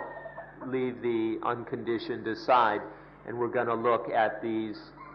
conditioned things, because that's what we are. Everything we are and everything that we're related to,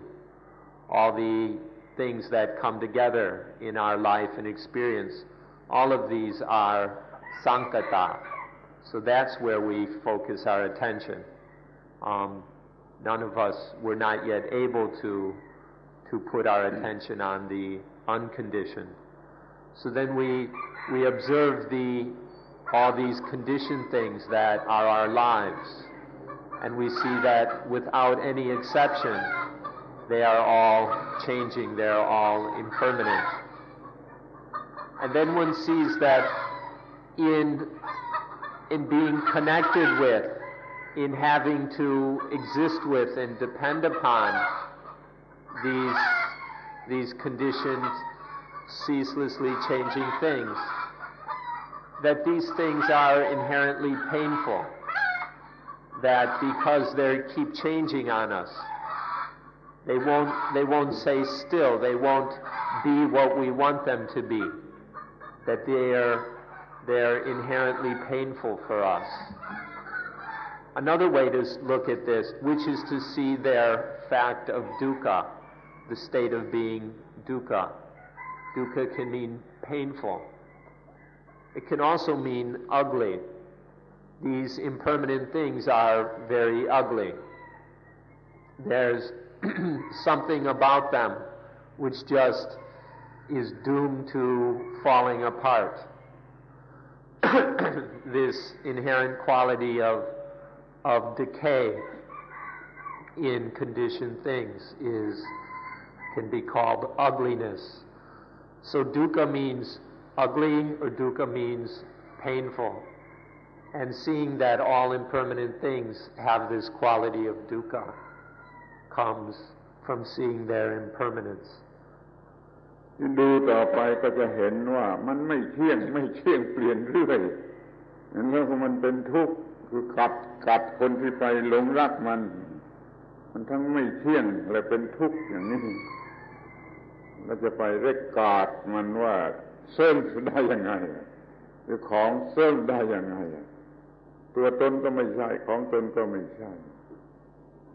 ความเป็นอย่างนี้เรียกว่าอนัตตามันเป็นตัวตนเป็นของตนไม่ได้เพราะว่ามันไม่เที่ยงเลยมันเป็นทุกข์เป็นอนัตตาแล้ว Realizing the impermanence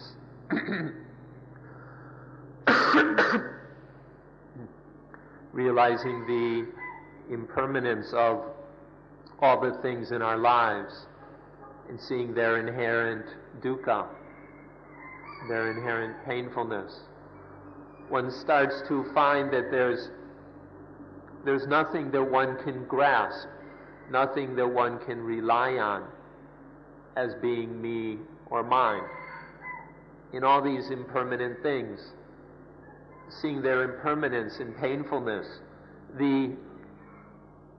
thought that they might be self becomes absurd. And then one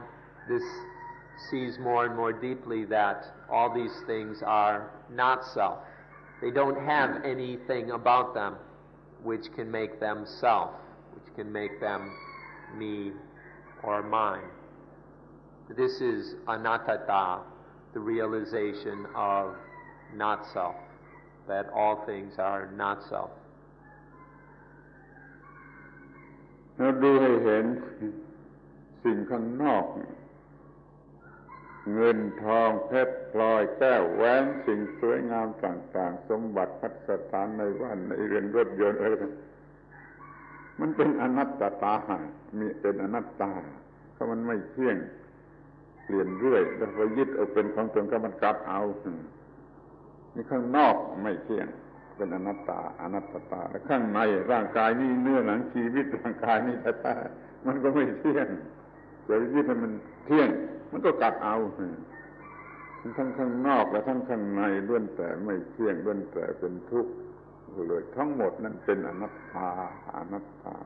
จิตก็ฟรีไม่ยึดสิ่งใดว่าเป็นตัวตนมันก็ไม่มีความทุกข์ Now we look at everything. We look at all the things outside, all the external objects that present themselves to experience. We see that all the things outside, the trees, the animals, other people, the stars, everything is impermanent. And we look inside, we see all the things inside, all the aspects of the body, and all the things in the mind, thoughts, feelings, memories, imaginings, everything is impermanence. Seeing that everything outside as well as everything inside is impermanent, we see that it's all inherently painful, that in these changing things one cannot find ultimate happiness, that one will always be frustrated and disappointed to at least some degree. And then one sees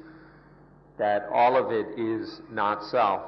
Outwardly, in nature, in the world, in the stars, in heaven or hell or wherever, everything is not self. And inwardly, in the body, the feelings, the thoughts, the moods and emotions, everything is not self. When one sees that everything outside as well as everything inside is anatta, has this state of being not self, then one is free. The mind is free because there is nothing that can trap it. The mind doesn't fall for anything ever again, and so it is free. แล้วสรุปตัดบทสั้นๆพูดสั้นๆว่าไอ้ตัวชีวิตตัวชีวิตเนี่ยไม่เที่ยงชีวิตชนิดไหนเที่ยงคุณไปหาดูชีวิตชนิดไหนมันเที่ยงชีวิตทุกชนิดทุกรูปแบบไม่เที่ยงนี่ตัดบทสั้นๆว่าไอ้ตัวชีวิตนี่มันไม่เที่ยงจะไปบังคับให้มันเที่ยงมันก็กลับเอาเป็นทุกข์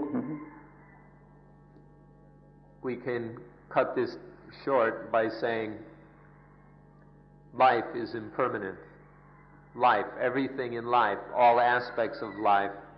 are impermanent. Life is inherently painful, and life is not self. There isn't anything in life which rightfully can be taken to be self. Everything is not self. เราก็ได้แยกออกไว้แล้วว่ามันมีสิ่งที่เที่ยงคืออสังขตะไม่มีเหตุมันมีปัจจัยปรุงแต่งมันเป็นอิสระมันก็เที่ยงนี่ขอระบุไปยังสิ่งอีกสิ่งหนึ่งซึ่งเป็นอสังขตะสิ่งนั้นคือสิ่งที่เรียกว่ากฎ law หรือ truth ไอ้ตัวกฎที่บังคับให้ไม่เที่ยงให้เป็นทุกข์เป็นตัวกฎนี่ก็เป็นอสังขตะเรียกว่าสัจจะหรือกฎก็ได้มันเป็นอสังขตะถ้าไปพูดอย่างปุคลาธิกถากับพระเจ้าน่ะเป็นอสังขตะแล้วก็เที่ยงต้องเป็นตัวกฎในพุทธศาสนามีกฎนั่นแหละเป็นพระเจ้านั่นสิ่งที่เรียกว่ากฎนี่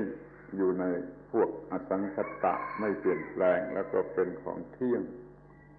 เรารู้จักกฎไว้เถอะแล้วเราก็จะรู้จักธรรมัตถิตตาความที่มันต้องเป็นไปตามกฎตามธรรมชาติจะรู้จักธรรมนิยามตาคือตัวกฎความที่ต้องเป็นไปตามกฎเรียกว่าธรรมัตถิตตาไอ้ตัวกฎเรียกว่าธรรมนิยามตาเราก็รู้ต่อไปอีกสองอย่าง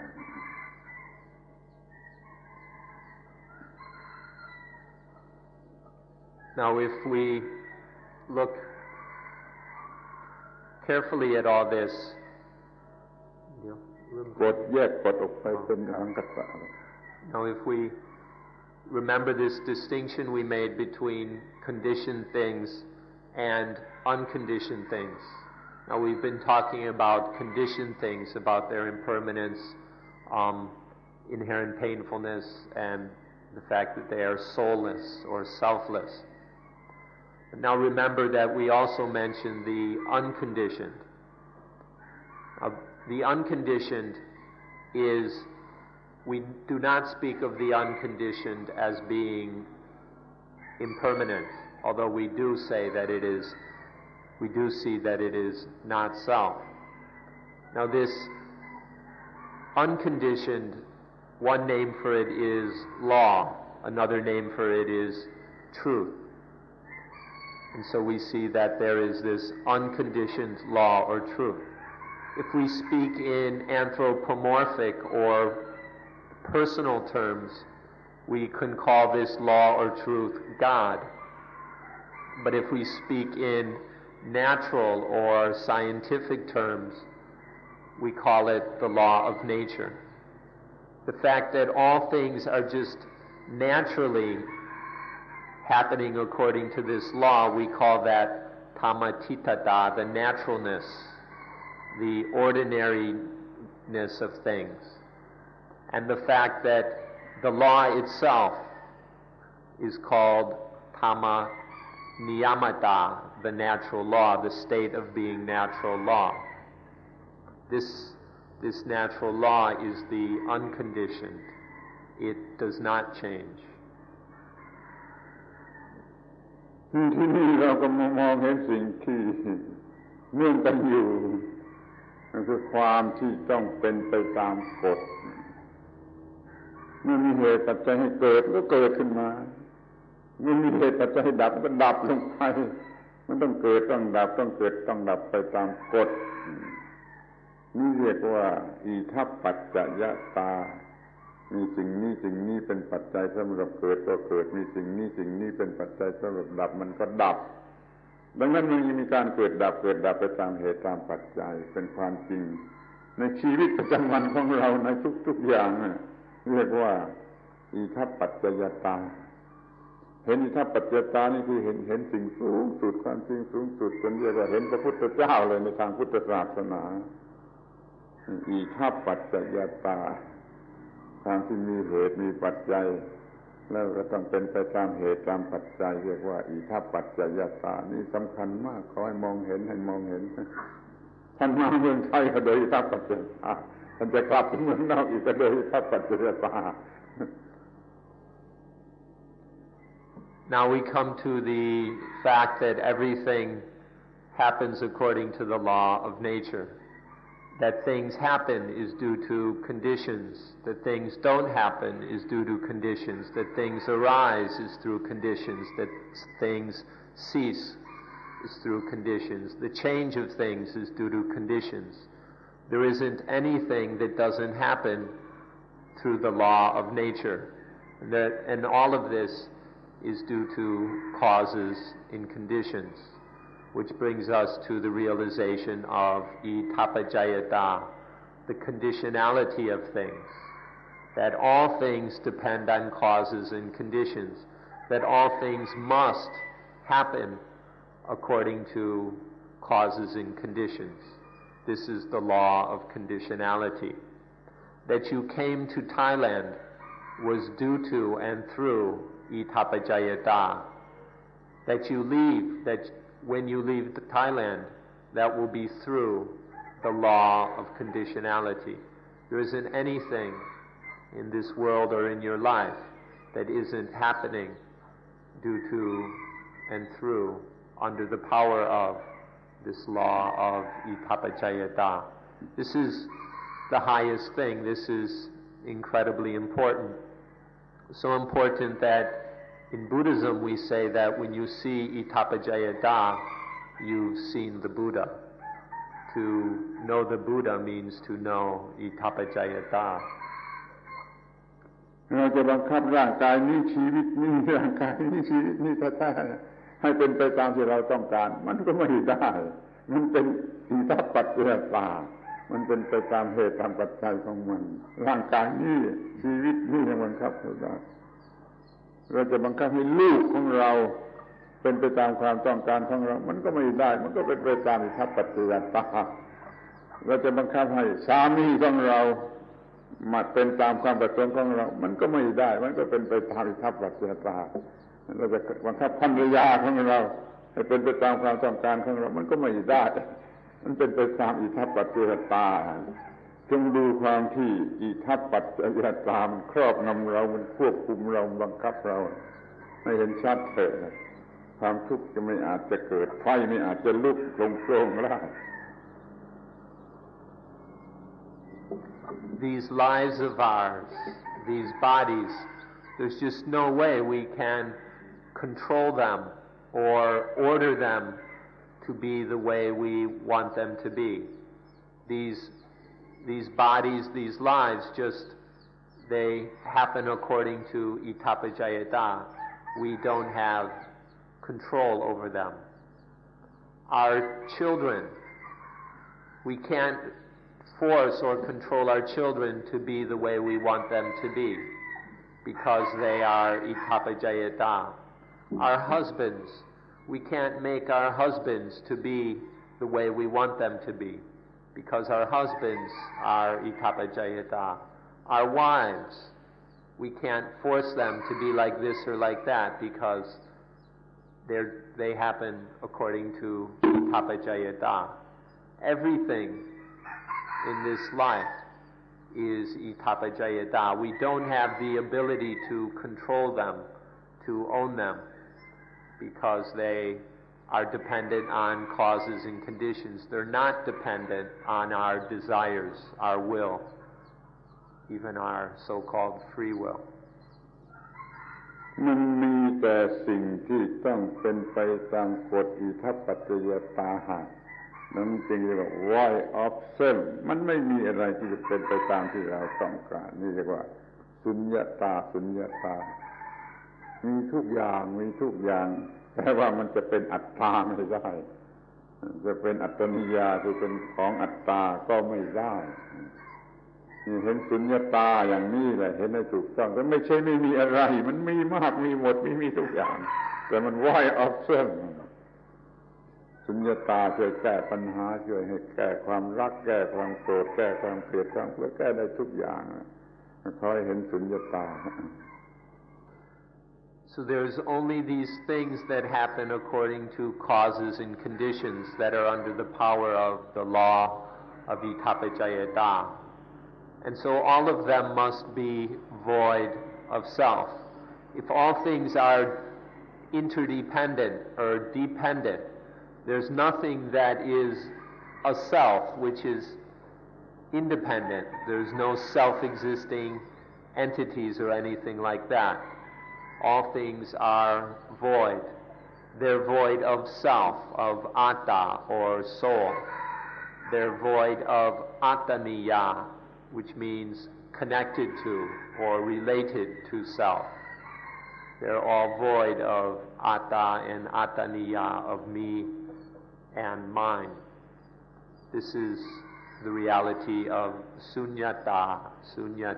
voidness. ฟอร์มูลาที่พระพุทธเจ้าท่านตรัสไว้สั้นๆว่าอายังโลโกสุญโยอัตเตนวาอัตตนิเยนวาอายังโลโกโลกนี้สุญโยว่างจากอัตตาเส้นว่างจากอัตตนิยาคือของที่จะเอามาเป็นของเส้นคือว่างจากตัวเราและของเราโลกนี้ว่างจากอัตตาและอัตตนิยาคอยมองเห็นความจริงข้อนี้แล้วไฟลุกไม่ได้ไฟจะลุกในจิตใจของท่านไม่ได้ราคะก็ดีโทสะก็ดีโมหะก็ดีลุกไม่ได้นี่มันดับไฟได้อย่างนี้ The formula the Buddha used to express this was ayang loko sunyo atenawa ataniyenawa. Ayang loko means this world right here. Sunyo means void, free and void of atta. Atena means of self, and ataniyenawa means of things related to or belonging, connected to self. The Buddha said that this world is utterly void of anything which is self or related to self. The world is full of things, but all of these things in this world are void of atta and attaniya. Please look deeply until realizing this fact of things, and then the fires won't blaze anymore. The flames of lust, hatred, and delusion won't be able to burst out and consume our lives when we see that all things are void of self and belonging to self. ทีนี้เราก็เห็นเช่นนั้นเอง That's suchness เราไม่ไปหลงรักอะไรไม่ไปหลงคิดไปหวังไปอะไรนี่แต่เราจัดการให้ถูกกับที่มันเป็นอนัตตาเราต้องอยู่กับสิ่งที่เป็นอนัตตาเราต้องจัดการจิตใจของเราให้มันเหมาะสมที่จะอยู่กับสิ่งที่เป็นอนัตตาแล้วก็ไม่มีอะไรจะทำให้เราเป็นทุกข์ได้เราไม่รักเราไม่โกรธเราไม่เกลียดเราไม่กลัวเราไม่ตื่นเต้นเราไม่วิตกกังวลอะไรอาวรณ์เราไม่อิจฉาริษยาเราไม่หวงเราไม่หึงจะยกตัวอย่างพูดกันวันก่อนแล้วสิ่งเหล่านี้ไม่เกิดไฟก็ไม่ลุกตาหูจมูกลิ้นกายใจไม่ลุกเป็นไฟรูปเสียงกลิ่นรสไม่ลุกเป็นไฟไม่มีอะไรจะลุกเป็นไฟก็เห็นความเป็นเช่นนี้เอง And then we see that everything is just like this. It's just thus. They're just thus-wise or such-wise. That things are beyond any positiveness or negativeness that we might imagine. That things are beyond any good and evil or any duality. When we see that things are just thus, they're merely such-wise, or when we see this thusness or suchness of things, then we are able to deal with the selflessness of things. In realizing thusness, then we know how to deal with things which are not self. If we don't see thusness, then we can't cope with the selflessness of things. But then when we see the thusness of things, that they are void of positive and negative, then we can cope with their selflessness. And then none of the fires can burst out. The other day we gave examples of the different kinds of fires. There's lust or love, and then greed, hatred, anger, fear, worry, excitement, envy, jealousy, possessiveness, sexual possessiveness, and many more. None of these fires that we've spoken about are ignited. When we realize the thusness of things, then our way of dealing with them, our way of using or living with things is such that the fires are not ignited. The eyes, the ears, the nose, tongue, body, and mind don't catch on fire. The forms, sounds, odors, flavors, touches, and mental experiences don't burst into flames when we are aware of the reality of thusness. นี่ที่สุดก็มาถึงสิ่งที่9ธรรมยตาคงที่อยู่ในความถูกต้อง firmness stableness incorrectness correct นี่คือถูกต้องสำหรับจะไม่เป็นทุกข์คงที่เข้มแข็งคงที่อยู่ในความถูกต้องยิ่งกว่าภูเขาหิมาลัยในเอเชียภูเขาแอลป์ในยุโรปร็อกกี้ในอเมริกาภูเขายังหวั่นไหวนะภูเขาเหล่านั้นยังโยกโครมแผ่นดินไหวเลยปัจจัยปรุงแต่งมันภูเขาเหล่านั้นยังหวั่นไหวแต่จิตที่มีธรรมยตาไม่หวั่นไหวเพราะนั้นจึงไม่เป็นบวกไม่เป็นลบไม่เป็นออปติมิสต์ไม่เป็นเพสซิมิสต์ไม่เป็นอะไรหมดไฟลุกไม่ได้มันเป็นไฟรูป ลุกไม่ได้ต่อไปเรื่องของเราก็จบก็มี9 ตามี9 ตา Then we come to the 9th one, which is Adhammayata, the mind that is อาจารย์ใช้คำนะคงที่ครับ The firmness, stubbornness, incorrectness. The mind that is firm and stable in correctness, this firmness or stability of mind that cannot be shaken out of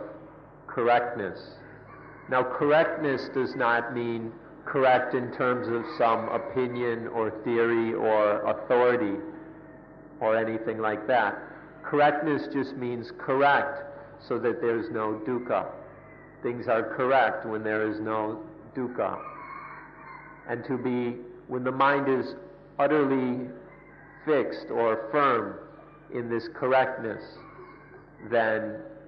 this is called Adhammayata. It's an unshakableness, an unmovability of mind. We think of the great mountains of the world, the Himalayas, the Alps, the Rockies, the Andes, as being huge, immovable things. But in fact, they're shaking and trembling all the time. Minor tremors and earthquakes make them shake. But there's nothing that can shake the mind that has Adhammayata. It's an untrembling mind, an unshakable mind that's perfectly stable in correctness. And when the mind is perfectly stable in correctness, then it can't burst into flames. Nothing can be set on fire when the mind is firmly grounded,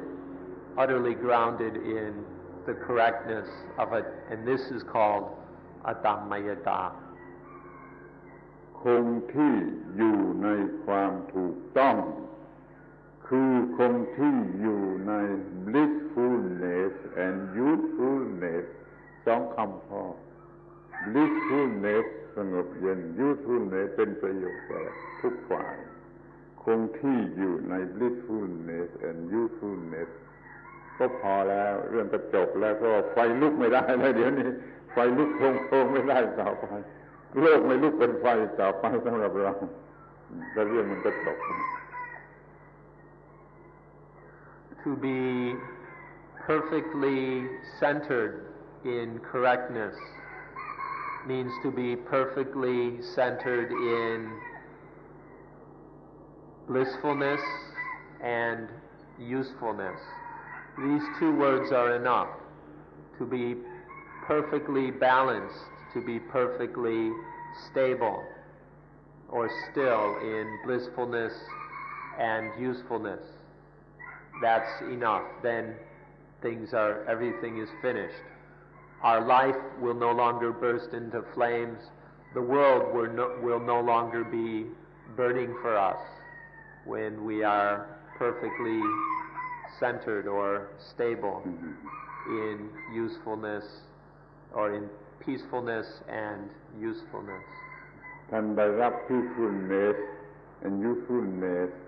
ก็กล่าวได้ว่าท่านมาเมืองไทยอย่างทัวริสต์แล้วก็กลับไปบ้านของท่านอย่างพิลกริม